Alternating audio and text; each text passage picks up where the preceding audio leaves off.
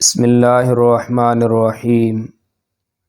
نحمدہ ونصلی ونسلم علی رسولہ الکریم اما بعد۔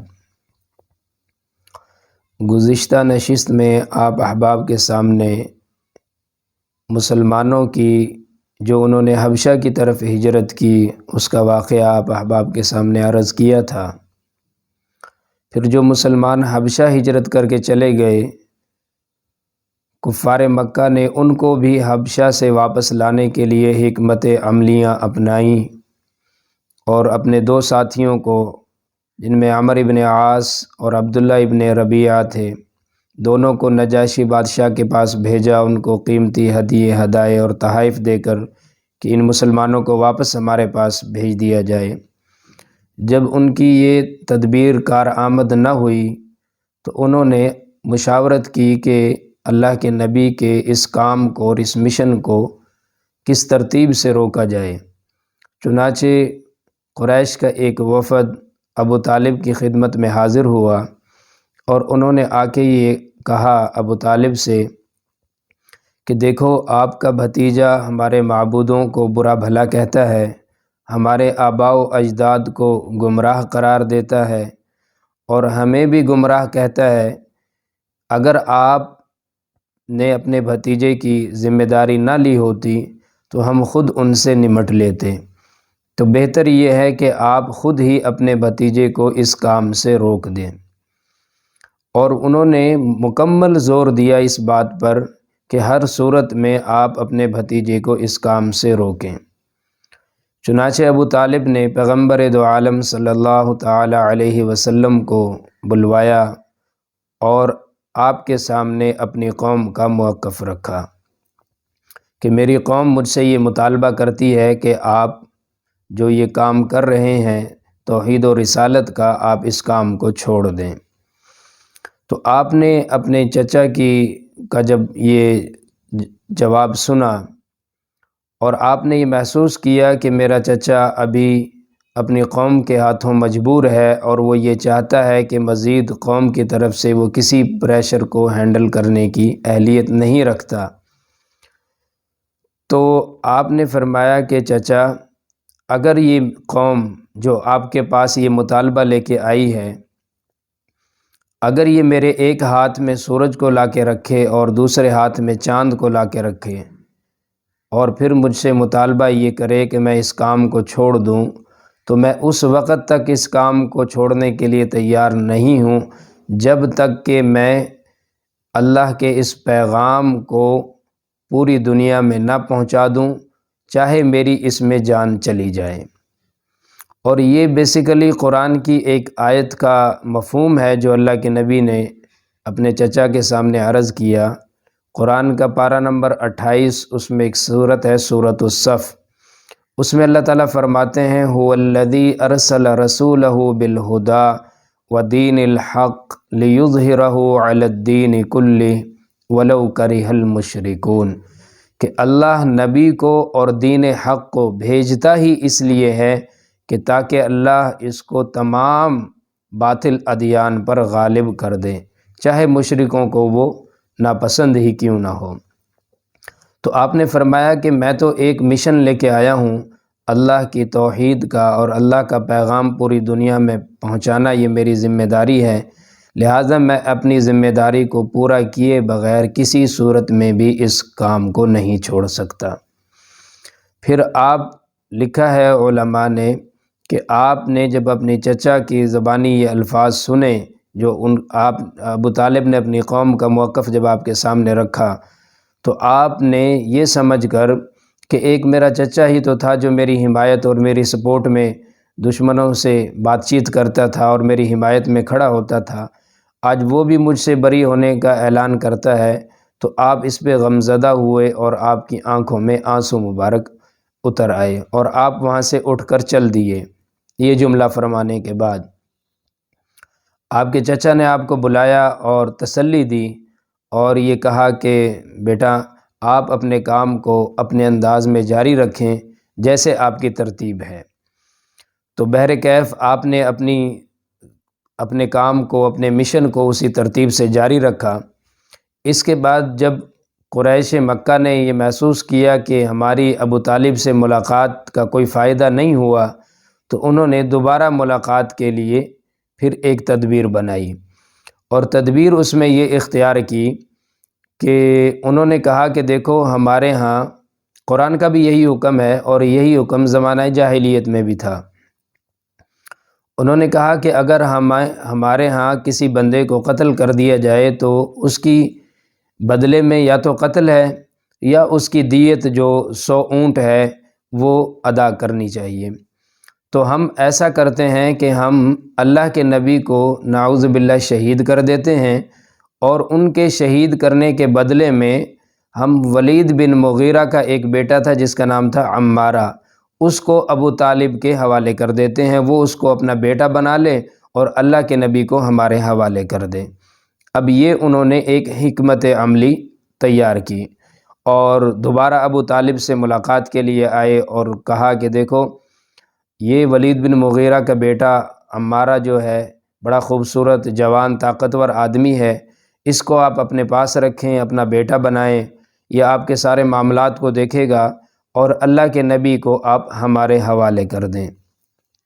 اب یہ حکمت عملی انہوں نے اس لیے بنائی چونکہ قرآن میں اللہ کہتا ہے وَكَتَبْنَا عَلَيْهِمْ فِيهَا أَنَّ النَّفْسَ بِالنَّفْسِ وَالْعَيْنَ بِالْعَيْنِ وَالْأَنْفَ بِالْأَنْفِ وَالْأُذُنَ بِالْأُذُنِ وَالسِّنَّ بِالسِّنِّ وَالْجُرُوحَ قِصَاص، کہ اللہ فرماتا ہے کہ ہم نے تمہارے اوپر یہ مقرر کیا، یہ فرض کیا کہ جان کے بدلے میں جان، آنکھ کے بدلے میں آنکھ، اور کان کے بدلے میں کان، اور دانت کے بدلے میں دانت، یعنی کسی کو تم جو تکلیف پہنچاؤ گے تو تکلیف کے بدلے میں اتنی ہی تکلیف تمہیں پہنچے گی۔ تو ہم ان کا ان کی یہ تدبیر تھی اور یہ حکمت عملی تھی کہ ہم اللہ کے نبی کو شہید کر دیں گے، تو لہٰذا ایک بندہ شہید ہوگا تو ایک بندے کے بدلے میں انہوں نے ولید بن مغیرہ کا بیٹا ابو طالب کے حوالے کر دیا۔ ابو طالب نے اس حکمت عملی کو مسترد کیا اور کہا کہ مجھے یہ منظور نہیں کسی بھی قیمت پر۔ تو اس پر نوفل بن عبد مناف کا ایک پوتا تھا مطعم بن عدی، اس نے کہا کہ دیکھو آپ کی قوم نے آپ کے سامنے ایک بڑی مناسب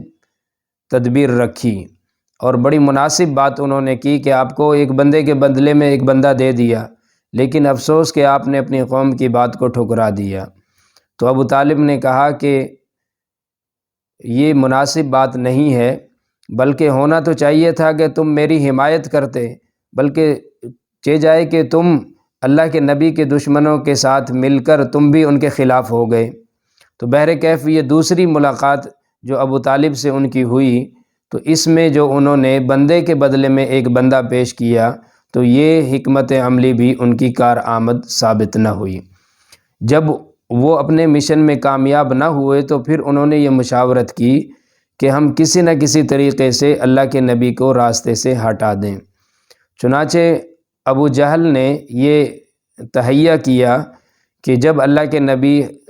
حتیم کعبہ میں نماز پڑھنے کے لیے آئیں گے تو ابو جہل نے کہا کہ میں ان کے اوپر ایک بڑا بھاری پتھر جو ہے وہ ان کے سر پہ ماروں گا جس سے وہ دنیا سے رخصت ہو جائیں گے۔ چنانچہ اللہ کے نبی حتیم کعبہ میں تشریف لائے نماز کی غرض سے، تو ابو جہل ایک بڑا بھاری پتھر لے کے وہ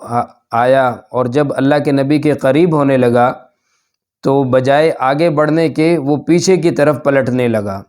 اور اس کا رنگ متغیر ہوا پڑا اور سانس اس کی اکھڑی ہوئی۔ تو جب وہ اپنے ساتھیوں کے پاس پہنچا، آیا تو تھا اللہ کے نبی کو وہ بڑا بھاری پتھر مارنے کے لیے، لیکن وہ تو اللہ کے نبی کے قریب تک بھی نہیں پہنچ سکا اور حالت اس کی بدلی ہوئی۔ تو اس کے ساتھیوں نے پوچھا کہ کیا ہوا؟ انہوں نے کہا کہ جب میں اللہ کے نبی کے قریب ہونے لگا تو میں نے دیکھا کہ اللہ کے نبی اور میرے درمیان ایک ایسی شکل کا اونٹ حائل ہوا جس کا سر ہمارے اونٹوں کی طرح نہیں تھا، اس کے دانت اتنے بڑے بڑے اور بڑی عجیب و غریب اس کی شکل و صورت تھی، اور قریب تھا کہ وہ مجھے کھا جاتا، اس کے ڈر کی وجہ سے میں پیچھے ہٹ گیا۔ یہ اللہ نے اپنے نبی کی ایک غیبی مدد فرمائی۔ پھر اللہ کے نبی جب مکہ بیت اللہ میں عبادت کی غرض سے آتے تھے تو گرد و نواح میں وہ گروپوں کی شکل میں قریش مکہ بیٹھے ہوتے تھے، چونکہ وہ تو ان کے لیے عبادت کی جگہ تو نہیں تھی، وہ تو وہاں پہ انجوائے کرتے تھے، گپ شپ لگاتے تھے، اور جب اللہ کے نبی عبادت کے لیے آتے آپ کو پریشان کرتے۔ تو آپ بیت اللہ کا طواف کر رہے ہیں اور قریش مکہ آپ کے اوپر لعن طعن کر رہے ہیں۔ آپ نے پہلا چکر لگایا، انہوں نے برا بھلا کہا، لعن طعن کی، آپ خاموشی سے گزر گئے۔ دوسرا چکر لگایا، پھر ان کا وہی رویہ۔ جب آپ نے تیسرا چکر لگاتے ہوئے آپ ان کے قریب سے گزرے اور انہوں نے آپ کے اوپر لعن طعن کی، تو اس پر آپ نے فرمایا کہ اللہ نے مجھے تم لوگوں کو ذبح کرنے کے لیے مبعوث فرمایا۔ اور ابن مسعود کی ایک روایت جو میں نے پچھلی نشست میں بھی عرض کی تھی کہ یہ جتنے بھی بڑے بڑے سردار تھے جو سر فہرست تھے اللہ کے نبی کو اذیت پہنچانے میں، اور جن کے متعلق اللہ کے نبی نے نام لے لے کے بد دعائیں کیں، جیسے عتبہ بن ربیعہ، شیبہ بن ربیعہ، امیہ بن خلف، عقبہ بن ابی معیط، ابو جہل، امیہ بن خلف، یہ تمام وہ لوگ تھے جن کے بارے میں اللہ کے نبی نے فرمایا کہ تم لوگ سب مارے جاؤ گے۔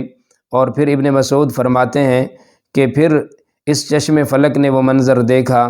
کہ جب اسلام کی سب سے پہلی جنگ ہوئی غزوہ بدر، تو یہ سارے کے سارے مارے گئے اور اس کنویں میں ان کی لاشیں پڑی ہوئی تھیں۔ تو خیر اللہ کے نبی نے فرمایا کہ اللہ نے مجھے تم لوگوں کو ذبح کرنے کے لیے بھیجا ہے،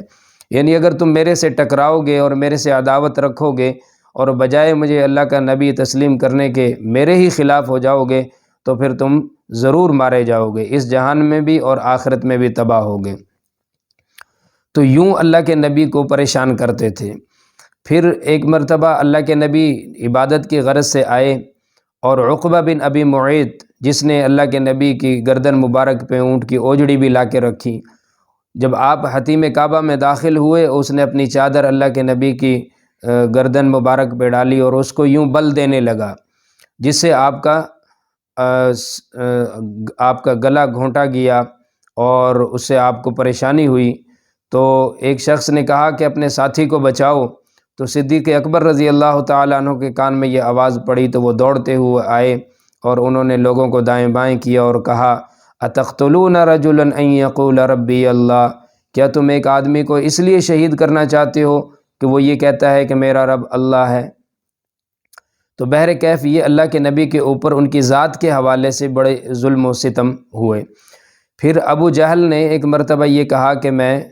اللہ کے نبی کو ضرور ختم کروں گا، چنانچہ وہ اللہ کے نبی کی تلاش میں کوہ صفا کی طرف نکلا، اور اللہ کے نبی اتفاقاً کوہ صفا سے واپس آ رہے تھے اور راستے میں ابو جہل کی ملاقات ہوئی، اس نے برا بھلا کہا اور اللہ کے نبی کے سر مبارک پر ایک زور سے پتھر مارا، جس سے آپ کے سر مبارک سے خون بھی نکلا اور آپ کا سر مبارک یعنی پیشانی مبارک وہ زخمی ہوئی، اور آپ اسی کیفیت میں آپ اپنے گھر تشریف لائے۔ تو یہ ظلم و ستم قریش اللہ کے نبی کی اپنی ذات کے حوالے سے انہوں نے کیے، اور اپنی طرف سے انہوں نے اس میں کوئی کمی نہیں چھوڑی کہ اللہ کے نبی ان تمام حالات اور واقعات کی وجہ سے کہ روز مرہ یہی ظلم و ستم کو دیکھ کر اپنے مشن سے پیچھے ہٹ جائیں، لیکن اللہ کے نبی نے نہ تو خود اپنے مشن سے پیچھے ہٹے بلکہ آپ اپنے مشن میں دن بدن آگے بڑھتے گئے، چونکہ اللہ نبی کو بھیجتا ہی اس لیے ہے یا ایھا الرسول بلغ ما انزل الیک من ربک، چونکہ نبی کا کام ہے کہ اللہ کے پیغام کو پوری دنیا میں پھیلانا، تو آپ اپنے مناسب انداز میں اور حکمت عملی کے تحت اپنے اس فریضے کو سر انجام دیتے رہے، اور آپ نے ایک مختصر سی جماعت ان ابتدائی 5 سالوں کے اندر آپ نے تیار فرمائی۔ پھر یہاں سے جب اللہ کے نبی کو ابو جہل نے پتھر مارا تو عبداللہ بن جدعان، ان کی ایک لونڈی تھی جس کا گھر تھا کوہ صفا پر، اس نے یہ سارا منظر دیکھا، اور سارا منظر اپنی آنکھوں سے دیکھنے کے بعد آپ کے چچا حضرت حمزہ اس وقت تک مسلمان نہیں ہوئے تھے، تو یہ شکار کھیل کے وہاں سے واپس آ رہے تھے، تو عبداللہ بن جدعان کی جو لونڈی تھی اس نے یہ سارا واقعہ حضرت حمزہ رضی اللہ تعالی عنہ کے سامنے بیان کیا، جس پر حضرت حمزہ رضی اللہ تعالی عنہ کو شدید غصہ آیا، اور وہ اللہ کے نبی کا یعنی اپنے بھتیجے کا انتقام لینے کے لیے ابو جہل کی طرف روانہ ہوئے، اور یہی ابو جہل کا یہ پتھر مارنا اللہ کے نبی کو، یہی واقعہ حضرت حمزہ کے اسلام لانے کا سبب بھی بنا۔ تو حضرت یہاں سے آگے نبوت کا چھٹا سال شروع ہوتا ہے، اور اس چھٹے سال میں اللہ تعالیٰ نے مسلمانوں کے لیے بڑی خوشی کی چیز رونما کی کہ ایک تو حضرت حمزہ مسلمان ہوئے، اور پھر حضرت حمزہ رضی اللہ تعالیٰ عنہ کے بعد حضرت عمر ابن خطاب بھی دائرہ اسلام میں داخل ہوئے۔ ان دونوں کے اسلام لانے کا واقعہ انشاءاللہ اگلی نشست میں آپ احباب کے سامنے عرض کروں گا۔ اللہ تعالیٰ سے دعا ہے کہ اللہ تعالیٰ ہم سب کو صراط مستقیم پر قائم دائم رہنے کی توفیق نصیب فرمائے۔ وآخر دعوانا ان الحمد للہ رب العالمین۔